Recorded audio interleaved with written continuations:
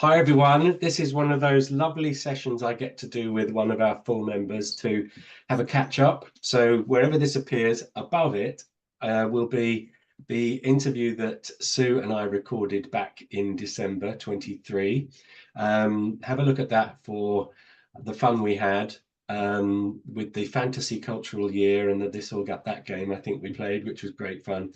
So this is a chance for me to help update you on Sue's activities. Sue, thank you very much for being one of our full members still, Always a pleasure, Mark. and for joining me today for this update. So, what's new in the world of Sue Edworthy then since Uh, December? what's new since last December? I've firmly embraced being part of what they call the sandwich generation, taking care of elderly parents and taking care of 18-year-olds. Um, sort of the same. We call it the squeeze here. The Uh, squeeze. yeah. And something I read or realized at one point when I was talking to my son is that, you're 18 now, and I can't really be your manager. I'm more of a consultant in your life. How appropriate given the It work that you really do is. professionally. Yes. Right now, I'm teaching at the University of Toronto, Scarborough campus, and I'm teaching arts marketing there. I've got this fantastic class of 175 Generation Zs, and I have told them that I'm using them as a target market. I need to figure out how you guys tick. Um, and it is fascinating. They point things out to me as well. The realization that some of the slides I showed them, we were talking about sneaky marketing, product placement, and things like that. And I suddenly realized that the example I was using was Castaway with Tom Hanks with all the FedEx boxes. I'm like, how old is this clip to them? Right? It's Yeah. just a Yeah. 20-year-old example. I mean, it's really good, but I need to update my examples. So I've been having a great deal of fun on Instagram and TikTok because there are several museums in England, Hever Castle, etc., who are having their curators, who are wonderful middle-aged men speaking Gen Z, and it's absolutely marvelous to watch. In And a, now in I'm a, in a, doing it in a, in a worrying way, or they're doing a good job. fun. It's over 2 million views. You can't be wrong. It's very sweet. It's like hearing your dad or your uncle. um, and I sent it through our system to all my students saying, hey, check this out. And most of them didn't open it. And I'm like, why did you guys look at that? I said, because we thought you'd been hacked. I said, why? Because I've never known a professor to use the subject line pop off queen. And I'm like, that'll do it. Brilliant. It's a challenge, isn't it? It really is a challenge. I'm chair at a small cultural charity in Chelmsford, Mm, which is a city here in Essex. We had an away day yesterday, yeah, but we included two of the people who we're most interested in serving. So yeah. we had two young people who had never been on a kind of board meeting away day thing in their lives, and it was a real eye opener. Because throughout the charity and potentially the arts and culture charity world, the boards are admittedly middle-minded, middle-aged white people um, trying to suggest that they're inclusive, diverse, and open. And it's a tricky one because there are certain regulations that charities have to abide Oh, by, yeah. and that's not always easily to ensure if you've got people who aren't used to the environment. But we did an event recently in the cathedral in Chelmsford, and it was called Gaia. I don't know if you've seen it. Uh-huh. I've seen a bit about it. Yeah. Yeah, Gaia is a 6 meter diameter globe that's lit Yeah. up and moves slowly around the space. The irony is that the artist was adamant that it shouldn't have any religious connotations or affiliations, and that it should never be put in a church or a mosque or because but the only space in Chelmsford that was big enough to hold it was the cathedral, so Yeah. he went a bit too bleak. But it was a wonderful thing. But I noticed that I went to the launch. I was invited to the launch. Yeah. And I walked through the bus station to get to the cathedral, and the bus station was as diverse a group of people, as you can imagine, walked through the cathedral doors, and I couldn't see anyone who reflected that diversity. Right. But so it is a huge challenge. It's like, some people, I'm a classical musician by training, and my daughters call it the Dorchestra. So it's really tricky trying to get them.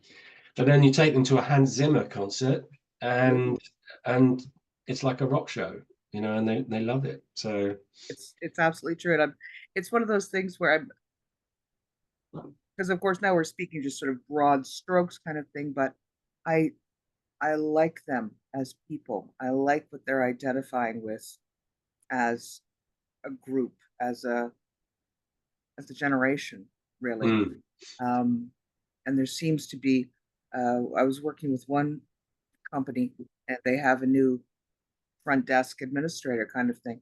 She is Gen Z. Her work-life balance honed. Like she will, to the point where she will say, "This is great to hear. I'm out of hours for this week, so I'll respond to this on Monday." well, that's, yeah, And you're just like, "That's amazing. How yeah. did you do that?"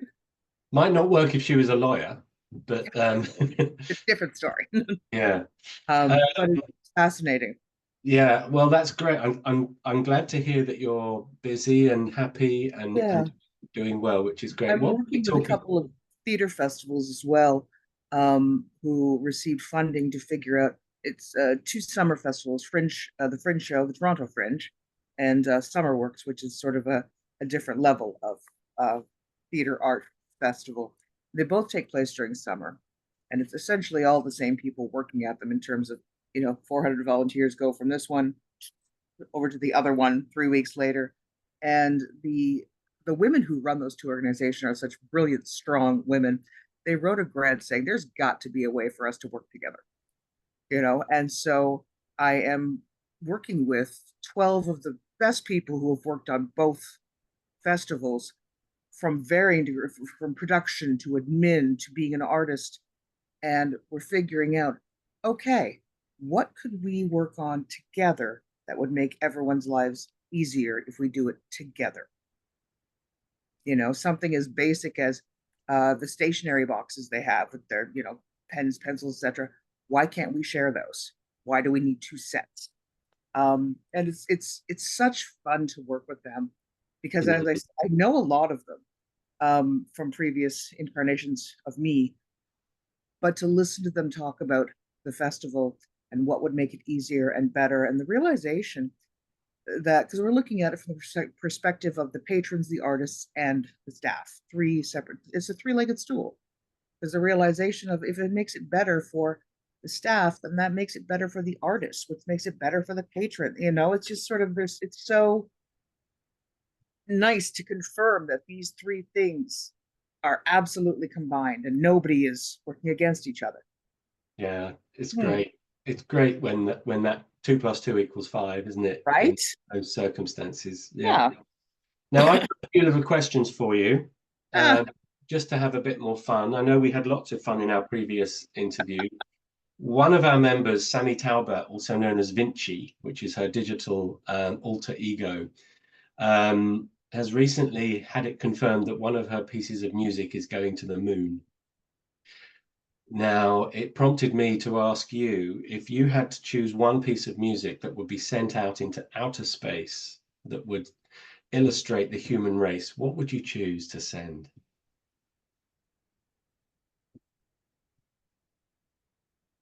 Satisfaction, the Rolling Stones. Nice choice. Love that. Yeah. Right?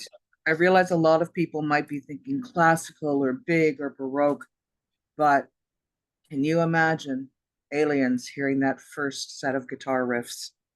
They would wake up and pay attention for sure. They would. They certainly would. That's a great choice. Love that.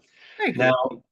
I had an away day yesterday with the charity that I'm the chair for, and we were asked to do two things. Now, I'm putting you on the spot horribly here because you haven't got as much time as we had to do it. But can you cite the most impressive and inspiring use of culture you have ever encountered? What leaps to mind? That I've experienced or that exists? That you've experienced. Were there any wow moments or standing on a rake? Oh my gosh, that's wonderful kind of moments across the arts. It would have to be the first incarnation of Nuit Blanche in Toronto, the very first year they did it, uh, Hmm.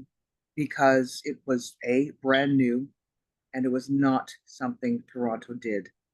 And it was just billed as an all night art thing. And to be running around in the dark, seeing art, seeing people's versions of what they wanted to show you, um, and regular people being out there, Yeah, just not. Did I tell you about the story about the two young men don't looking? think This so. this was a different. Oh, I loved it. This was a different. With 3 or 4 years in, someone had covered an absolutely wonderful historical building in. That green netting they use for construction. They Hmm.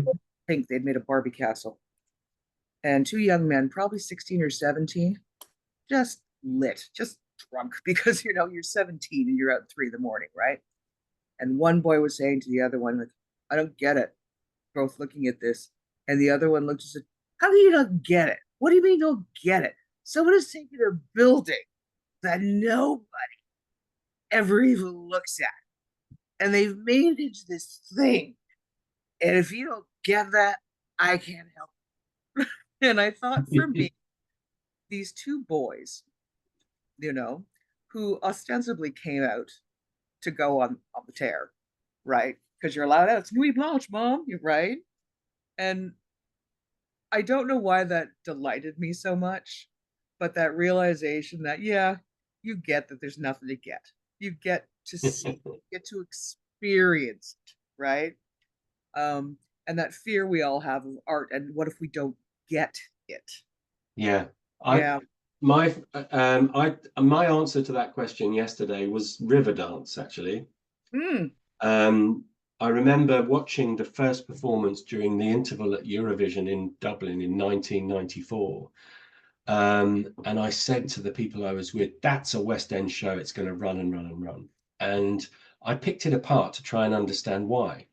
And I think, and this is, relatable and accessible for people who are not art aficionados or music or dance aficionados, because if you see one dancer on their own doing something extremely clever, like Michael Flatley, you don't yeah. know if he's getting it right or wrong.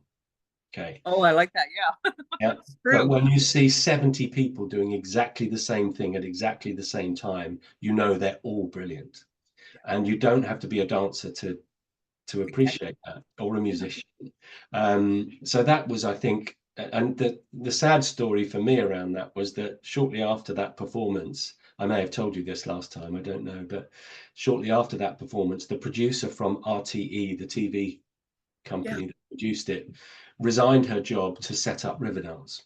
And she put an advert in the stage newspaper for angels who would invest Yeah. £10,000. Yeah. I didn't have £10,000 to spare in 1994, but a friend of mine did, and he invested. How much do you think he's taken out every year since? I don't even want to know how A much. hundred, over £100,000 a year, and it's in its 30th or 35th year now. So it's frightening, isn't it? Never had to work again. I Um, love it. yeah, it was, and it's probably done more for Irish culture around the world than any other Yeah. single thing. You know, Yeah. there's only 6 million people in the Republic of Ireland, and I think there's more Irish people of Irish descent in Boston. Oh, yeah. There Yeah, are. Fact. yeah. So yes, to Well, answer your question, definitely the first incarnation of Nuit Blanche in Toronto. yeah, love that.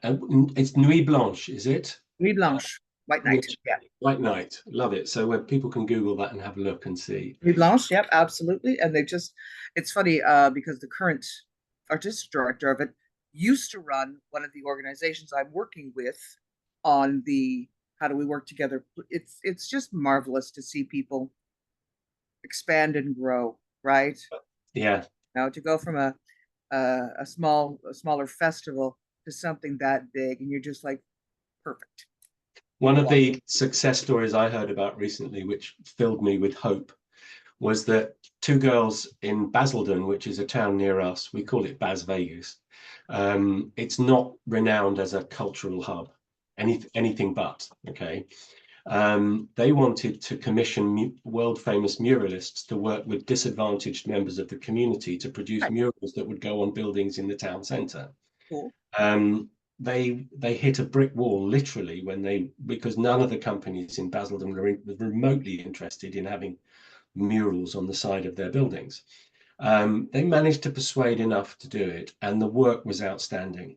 You had neurodiverse communities working with a muralist from New York to come up with the ideas about what would go there. They had one girl who worked with the traveller community, and they identified that the horses were the most important thing in their lives. And so it's one, have a look, it's called Our Town Basildon. You can see it if you search for Our Town Basildon. But what was fascinating was that it became, in an otherwise desert for art in the town, it became something of something with which the local residents became quite proud, and they were doing tours. Tour guys were making money walking around explaining the thinking behind all of the work. So here's And my question: why do you think they didn't want it? The residents initially, why like nah?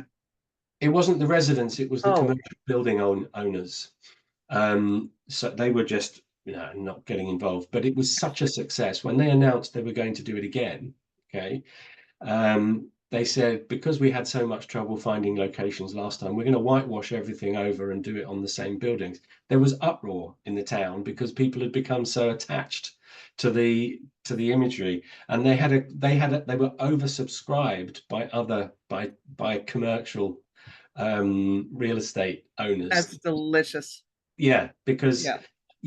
all you need is that tipping point, and suddenly it becomes a thing that about which people are really proud. So yes, it's a strange world out there. All you've got to do is find the key to unlocking that. So Sue, what's in the plan for next year, or what do you where do your passions and superpowers take you in the ideal world? I'm afraid you The can't. ideal world. In the ideal world, yeah. Um, the ideal world, I'm still in Toronto, obviously, because I like it here so much. And fall is my teaching at accredited institutions time. And so I really enjoy the sort of January to June um, teaching workshops, helping individual marketers, creating plans for them, because they say those who can't do teach. I resent that. And so I tend to spend January through June working with small independent organizations, working with, hey, can you do a workshop for the artists in our community? Sure, absolutely. Um, and I like doing that. I am a good teacher, and I like teaching because I like that moment where you realize, oh, you got it, right? Yeah. Yeah. I I remember one workshop I taught back in Kingston, which is my hometown, winter workshop, and a young woman sold. She goes, "I sell Christmas ornaments," and I said, "Well, let's see it." And she brought one in. I'm like, "This is on my parents' street. Everybody has this ornament in Kingston, right?" And she said sales were tough here. I'm like, "Well, why don't we just try something? Why don't you put this ad on Facebook right now? Let's do a real time, you know?" And she said, "Sure." And 20 minutes later, we were talking about something. She went, I just made two sales. Oh, No, wonderful. it worked for you. Yay. Yeah, Right? And I got an ornament of my own as a thank you. So that's great. Love tradition that. being passed along. So what type of organizations would you like to work with in January to June next year, 2025? January to June. I want to continue to work with, I mean, performing arts in general, theater, dance, opera, music. I've just finished up a contract this year with Oakville Symphony, who were absolutely marvelous to work with. And they're cool. You know, when you said Dorchestra, I wrote it down. I'm like, I must mention that to them because it's funny. But I like helping organizations create plans that they can execute. That's my biggest point. where you can't come in and create this huge strategic plan that the 2.5 staff members they have can't execute. There's no point. I mean, sure, you've made your grant money, but that's not fair to them. It's not fair to the organization. And I think one client I had commented on this. What the reason they hired me was that his quote was, "You met us where we are." And that, Nice. yeah. And I'm like, okay. And I've embraced that sort of feeling of, well, where are you right now? Let's talk about where you want to go from where you are now. Yeah. Let's meet there and we can see if, if you do a walking analogy, do you have the proper boots to walk this path? Do you have a sweater? Yeah. That kind of thing. Let's see what we can do to figure out where you are so that you can execute this, so that you Yeah. can see it out, a viable difference, and it doesn't become what they call a strategic plan on the shelf. Yeah. Well, the phrase I would use to describe that is smart incremental gain. You know, Yeah, smart. okay. Um, yeah. When I do brand discovery workshops for Oh, some of cool. our members and for other organizations, and it doesn't it can be finding your identifying characteristic and adding Yeah. that to what you're already doing can often be enough, in those circumstances. And Why aren't you bragging about this? Right? Yeah. yeah, yeah. Yeah, I have a formula I use, which is DBR equals NRT. And what does that mean? And that's different, better, and remarkable equals noticed, remembered, and talked about. Oh, I like that. That's the formula for the workshops I do with, and for example, I spoke to Ian Jones, who runs Oh, yeah. Gallery P6 in Berlin, and Uh-huh. he lost quite a lot of money last year trying to compete with central Berlin art galleries. And so we hatched a plan. He said, I need to do something drastic. So we did a workshop together, and he's going to open Berlin's first interactive pointillism gallery. So Really? yeah, because if you're not different, you're invisible. If you're not perceived as better, they'll be promiscuous. And if you're not Mhm. remarkable, they won't talk about you. And as Seth Godin teaches us, Yeah. you find your if you're not. Oh no, it was the Jack Rees book, 22 Immutable Laws of Mhm. Marketing. If you can't be first in your category, create a new category. So the idea, one of his artists, Paul Gardner, does these amazing pointillist Right. abstracts. And I was looking at one and I could see something in it that he hadn't intended. So he's going to fill his gallery with pointillism and invite people to come in and write down on the wall next to the picture what they see. And he's already got interest from some schools and colleges in Berlin. And he's created a new category. Ours is the only interactive pointillism gallery in Berlin. It's probably the only interactive Yeah. pointillism gallery anywhere, quite Yeah. honestly. That's fantastic. So I'm Look hoping in. that's going to change his fortunes for the better. Um, yeah, it's really. I've also become a proponent of minimalist marketing. Um, Seth Godin once said, "Find your smallest viable audience and become the best option for it." Yep. And Absolutely. I translated that into three buckets. Hmm. I may have told you about this last time, but Yeah. Tell me um, anyway. in the first bucket goes one very specific product or service you offer. And it wants to be fun, profitable, easy to deliver, easy to sell, and ideally produce recurring or repeat revenue. Mm. In the second bucket goes one very small viable audience for that. And so Rossi, who's done this, she's an artist in Bristol in the UK.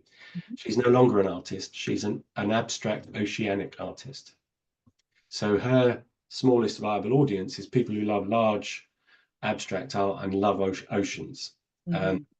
and they'll pay more because for that reason, that's her smallest viable audience. And she's not trying to boil the ocean anymore, literally. She's Right. trying to reach those people. So that's the second bucket. And in the third bucket, which is where it gets both terrifying and liberating, is you can only use one channel through which to reach those people and tell them about that. And I've tried it successfully on several occasions, because we all wake up in a cold sweat. Oh my God, I haven't posted on Facebook this week. You know, we spread our resources too thinly.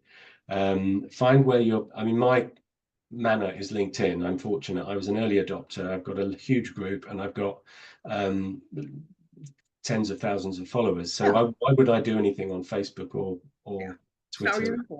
Yeah, it doesn't provide the same ROI. So that's been quite useful for people to help them. The example I give my students, where I say, okay, you're at a house party, you're at a rager, and you have a big announcement, whether it's you're getting married or you're moving to Thailand or you're pregnant. Big announcement, big announcement.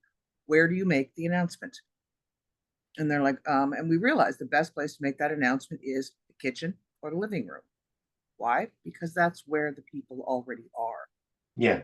That's where your people already are. I said, you are not making this announcement. Why are we making it on the balcony? Someone said to me, well, can we make it on the balcony? I said, oh, what? To the two guys smoking a joint and the girl who's crying in the corner because her boyfriend doesn't know what love is? No, no, no. Get yourself back. Not your audience. Yeah, that's a great, which is in line with my idea. You know, you've got to, that's exactly it, right? Yeah, use the channel that they're using. Yeah, absolutely. And don't spread your resources too thinly, because we often fail to break the surface anywhere. Well, and I've said that to clients and students alike, saying, you know, I need you. It's the Steam Whistle Brewing is a brewery in Toronto, and their tagline for the longest time was "Do one thing really well." They made Pilsner. That's what they made. Pilsner in bottles. Yeah. You know, I would rather see one really robust Facebook page or YouTube, or than see that endless stream of little icons at the top of a website where it's like, oh, you have /had a Flickr page, right? And there's not enough good posted. Just do one thing really well, right? Yeah, absolutely. Let people absolutely. know that's where to find you. Yeah, and when you're talking to people, I often say, when you're introducing yourself to somebody, you can only put one foot in the door. Yeah. Don't try and bombard people at that point. I think one of my favorites was a lady who I met at a networking event, and she said, "I count other people's money," which was a lovely way of introducing yourself as an accountant in a creative way. My watchwords for those moments are clarity, brevity, and wit.